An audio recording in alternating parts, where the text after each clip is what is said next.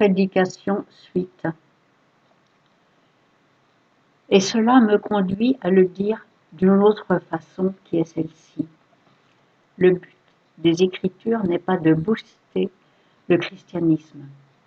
Maintenant, c'est ici que la foi qui est la nôtre diffère de toutes les sectes et de tant d'autres enseignements.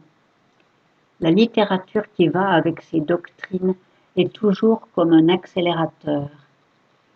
C'est comme une bouteille de médecine placebo, traduction approximative. Cette littérature a toujours des prétentions extravagantes. Elle ne vous dit jamais rien au sujet du remède, quel qu'il soit. Tout est, mot que je n'arrive pas à saisir, tout semble être parfait. Maintenant, les Écritures ne sont pas du tout comme cela. Comme je l'ai dit, ce n'est pas une sorte de plaidoyer spécial.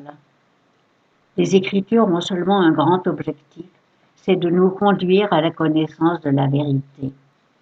Les Écritures ne sont pas seulement là pour présenter une belle image de l'Église. Incidemment, bien sûr, c'est ce qui en ressort, mais ce n'est pas l'objet principal. L'objet principal est de présenter la vérité. Maintenant, l'homme, dans ses méthodes et dans ses mouvements et dans ses institutions, est tellement différent. L'homme est anxieux de préserver les apparences et il veut s'attirer des adhérents et il n'est pas toujours scrupuleux sur la façon de le faire. Ainsi, les leaders des différents partis politiques, ils mettent en lumière ce qu'ils ont fait de bien. Ils ne disent rien du revers de la médaille. Quand ils parlent des autres, ils montrent seulement les défauts et ne parlent pas des points positifs. C'est la voix de l'homme. Les Écritures ne font pas cela. Les Écritures ont le souci de nous présenter la vérité afin que nous puissions la connaître telle qu'elle est. Et vous remarquez qu'elles le font de deux manières principales. Elles le font de manière positive et de manière négative. Maintenant, en lisant cette histoire dans le 8e chapitre du livre des Actes, jusqu'à présent nous avons vu la présentation positive de l'Évangile et de la vérité. Il nous a été raconté ce que disait Philippe et ce que disaient les autres qui avaient été dispersés par la persécution. Ils prêchaient la parole, ils prêchaient le Christ, ils prêchaient Jésus-Christ et les choses appartenant au royaume de Dieu. Et nous avons vu la réponse, la réaction, tout cela est positif. Et comme j'ai essayé de vous le montrer, nous avons vu ce qu'est l'Évangile, comment les hommes y croient, ce qui leur arrive à cause de cette foi. Et donc, nous avons vu un tableau général de ce qu'est l'Église chrétienne. C'est une façon de découvrir ce qu'est ce message, mais vous voyez, ce n'est pas la seule. Les Écritures nous présentent également la vérité d'une manière négative. Et c'est ce que nous avons ici, ce soir, dans ce cas de Simon le sorcier. On ne nous donne pas seulement la présentation positive de la vérité, nous voyons la vérité par contraste avec le faux, le simulé, ce qui imite la vérité, mais n'est pas en fait la vérité, mais est simplement quelque sorte d'apparence temporaire. Maintenant, vous voyez, les Écritures dans leur honnêteté nous donnent cela afin de pouvoir nous avertir contre le faux et pour que nous puissions être plus certains de la vérité. Et donc, alors que nous regardons le cas de ce Simon, nous ne verrons pas seulement le faux, mais par le contraste qu'il apporte avec les autres protagonistes, nous verrons d'autant plus clairement ce qu'est la vérité. Parce qu'à la surface, vous voyez que ce Simon est exactement dans la même position que les autres personnes qui ont cru en Samarie. Et pourtant, il n'était pas dans la même position. Et en voyant pourquoi et comment il ne l'était pas, nous verrons plus clairement comment les autres l'étaient et combien ils étaient différents et comment ils représentent ce qu'est la véritable position chrétienne. Et pourquoi pensez-vous que les Écritures se donnent toute cette peine? Pourquoi ce Luc qui a écrit ce livre des Actes a-t-il été conduit et inspiré par l'Esprit à écrire le cas particulier de cet homme, Simon le sorcier? Et je dis que la réponse est de toute évidence que cela fait partie de l'amour de Dieu pour nous. Il est anxieux de protéger nos intérêts. Ou bien, laissez-moi l'exprimer ainsi pour vous, notre salut éternel dépend de notre relation avec ce message. C'est pour cela que nous le prêchons. Nous ne le prêchons pas comme une expérience humaine. Nous ne le prêchons pas comme quelque chose qui va nous faire nous sentir un peu plus heureux pour le moment. Non, non. Nous le prêchons pour cette raison, que ce n'est pas seulement quelque chose qui affecte la vie d'un homme dans ce monde. Cela affecte la mort d'un homme. J'irai plus loin. Cela affecte notre destinée éternelle. Maintenant, c'est parce que les Écritures enseignent cela, et maintenant cette vision qu'elles prennent la peine de mettre un semblable cas devant nous. Vous voyez comme ma destinée éternelle dépend de mes relations intègres avec cette vérité. Il n'y a rien dans l'univers ce soir qui soit aussi important que de m'assurer que je suis dans la bonne relation. Je peux penser que je le suis, mais ne pas l'être. Donc, vous voyez, les évangiles et les autres livres ont été écrits pour nous, pour que nous ne puissions avoir aucun doute, aucune incertitude, que nous puissions savoir qu'en aucun sens nous ne sommes en train de nous séduire ou de nous égarer nous-mêmes. Je suis certain que c'est pour cela que nous avons ce morceau d'histoire particulier. Combien cela aurait été plus facile pour l'auteur de glisser là-dessus et de nous donner ce merveilleux tableau des résultats de la prédication de Philippe, et nous aurions pu nous arrêter sur cette note de la grande joie qu'il y avait dans cette ville, et que les apôtres vinrent et imposèrent les mains sur eux, et qu'ils furent remplis de l'Esprit, et qu'il y eut une joie encore plus grande. Et ils furent ravis et dans l'extase, et que ce fut merveilleux. Et alors, cette note discordante est soudain jetée. Pourquoi? Ah, je dis, il y a une seule véritable explication. C'est le souci de l'amour de Dieu que nous ne puissions jamais être trompés ou égarés. C'est pour que le salut éternel de nos âmes puisse être sécurisé. Je vois ceci comme un glorieux exemple du souci de Dieu pour les âmes des hommes, qu'il ne se donne pas la peine de nous donner la vérité seulement positivement, mais aussi de nous la donner négativement pour que nous puissions nous examiner nous-mêmes par elle. Très bien. Quelle est la leçon ici? Eh bien, j'ai essayé de le diviser pour vous de cette façon. La première chose qui nous frappe ici, évidemment, est ceci, qu'il est clairement possible pour nous de penser que nous sommes chrétiens alors que nous ne le sommes pas du tout. Il est possible pour nous de nous tromper nous-mêmes et d'imaginer que nous sommes chrétiens à tort. Et maintenant ceci est parfaitement clair, n'est-ce pas dans le cas de ce Simon le sorcier? D'autres ont cru en l'Évangile.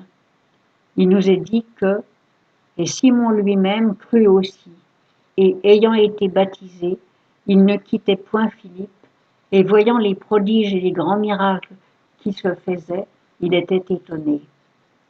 Oh, je peux imaginer quelqu'un disant « Quelle chose extraordinaire de présenter cela devant nous !»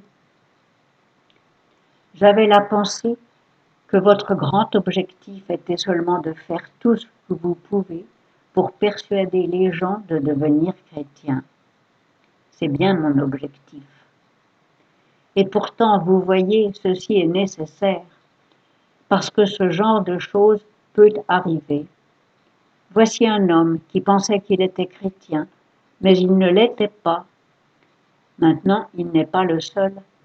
Il y a d'autres exemples et illustrations de la même chose dans d'autres parties de l'Écriture. Écoutez ceci à la fin du second chapitre de l'Évangile selon Jean. Pendant qu'il était à Jérusalem, à la fête de Pâques, c'est notre Seigneur, plusieurs crurent en son nom, voyant les miracles qu'il faisait. Mais Jésus ne se fiait point à eux, parce qu'il les connaissait tous, et qu'il n'avait pas besoin qu'on lui rendît témoignage d'aucun homme, car il savait de lui-même ce qui était dans l'homme. Maintenant, vous voyez, c'est la chose qui stupéfie les gens si souvent, et je vous dirai pourquoi je m'arrête dessus. Vous connaissez tous beaucoup de gens. J'ai connu beaucoup de gens qui sont hors de l'Église chrétienne et ne sont pas intéressés par le christianisme parce qu'ils parlent de l'hypocrisie. Ils disent « c'est une bande d'hypocrites » et ils ne sont pas intéressés. Maintenant, je veux essayer de vous montrer que l'Église elle-même a un problème avec les hypocrites tout autant que vous. L'Église ne prétend jamais qu'elle est parfaite. Ici, elle nous dit qu'il est possible pour les gens de penser qu'ils sont chrétiens alors qu'ils ne le sont pas, d'entrer dans l'Église quand ils ne devraient pas vraiment être dans l'Église. Encore une fois, c'est la chose qui m'attire toujours dans ces évangiles. Le Seigneur Jésus-Christ, par moments, semble sortir de son chemin pour faire obstacle à ceux qui l'approchent. Il les décourageait. Pourquoi faisait-il cela? Il y a seulement une raison. Il était venu dans le monde pour sauver le monde. Oui, mais quand il voit des gens venir à lui de la mauvaise manière ou pour de mauvaises raisons, il les décourage pour leur bien. Donc, nous devons nous débarrasser de cette notion que l'Église est seulement une institution qui veut fleurir, et il y a la branche principale et d'autres filiales qui fleurissent avec le plus grand nombre de clients. Vous savez, l'homme de la rue dit ce genre de choses. Ah, ces gens, ils se battent pour leur travail, ils sont en train de perdre des gens en ce moment, et là, ils sont en train de prêcher et de cajoler. Ils font tout ce qu'ils peuvent pour gagner les gens, peu importe comment, pourvu qu'ils les attirent. J'essaye de vous montrer ce soir que c'est exactement l'inverse. La Bible ne s'intéresse pas d'abord au nombre, elle est très intéressée par la vérité et par la réalité. Et c'est ce livre lui-même qui montre le faux, l'hypocrite, la simulation, et nous avertit contre cela. Oh non, vous voyez, à ce moment, à Jérusalem, il voyait ces gens qui venaient vers lui, et il souriait et il voulait se joindre au groupe. Lui ne voulait pas d'eux, parce qu'il savait que ces gens venaient pour une mauvaise raison, qu'il pensait avoir compris son message, mais Jésus réalisait que ce n'était pas le cas. Mais ce n'est pas le seul exemple de cela que je peux vous donner. Prenez la parabole des terrains que nous avons lue au début. Quel est le but de cette parabole? N'est-ce pas de faire exactement cela? Ici, c'est notre Seigneur lui-même qui dit qu'il n'était pas trompé par les apparences. Il dit « Il y a des gens qui semblent accepter ma vérité, mais ils ne l'ont pas fait sincèrement. Ils ont l'apparence temporaire d'avoir cru à la vérité, mais ce n'est pas réel. Cela ne dure pas, cela est sans valeur. » Et il le dit très clairement ici, dans la parabole des terrains et dans sa propre exposition de la parabole. Ensuite, il le fait encore dans les 3 paraboles qui ont été recueillies dans le 25e chapitre de l'Évangile de Matthieu. Vous vous souvenez de la première, la parabole des 10 vierges, 5 sages, 5 folles. C'est une parabole de la profession de foi. C'est une parabole à propos des gens à l'intérieur de l'Église. Tous pensent qu'ils sont chrétiens, mais tout l'objectif de notre Seigneur est de montrer que la moitié d'entre eux ne sont pas chrétiens du tout. Ce sont des vierges folles qui pensent qu'elles sont chrétiennes alors qu'elles ne le sont pas.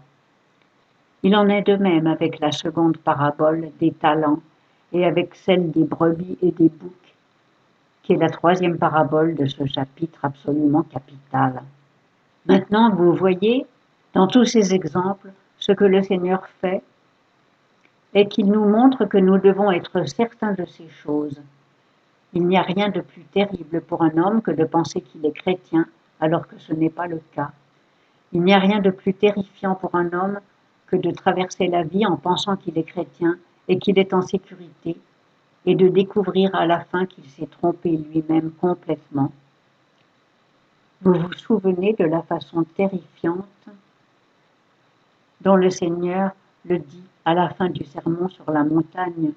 Ce sont ses propres mots. Il dit « Ce n'est pas tout homme qui me dit Seigneur, Seigneur, qui entrera dans le royaume des cieux, mais celui qui fait la volonté de mon Père qui est dans les cieux. » Plusieurs me diront en ce jour-là, Seigneur, Seigneur, n'avons-nous pas prophétisé en ton nom, et n'avons-nous pas chassé les démons en ton nom, et n'avons-nous pas fait plusieurs miracles en ton nom? Alors je leur dirai ouvertement, je ne vous ai jamais connu, retirez-vous de moi, vous qui faites métier d'iniquité. Maintenant, c'est à cause de cela, vous voyez, que les Écritures nous donnent ces cas pour nous avertir, comme Simon le sorcier. Voici un homme qui était pleinement satisfait en pensant qu'il était chrétien, et pourtant le récit nous montre qu'il ne l'a absolument jamais été.